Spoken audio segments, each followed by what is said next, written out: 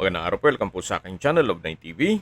Nandito po tayo ngayon sa Tagaytay kung saan meron po tayong bagong video presentation, isang residential property. May lot area po ito na 468 square meters, nakabakod na po buong property at ito'y titulado. Napakalapit lang po nito sa Pink Sister Church. Along Barangay Road kung saan napakatahimik ng lugar, sariwa ang hangin at malamig po ang klima. Dito po sa loob ng property ay meron pong structure na bungalow house na kung saan livable naman po yan. Kaya may access na rin po dito ng tubig, kuryente at internet provider. Ang full video po ay mapapanood nyo sa aking YouTube channel na Nov9 TV Official.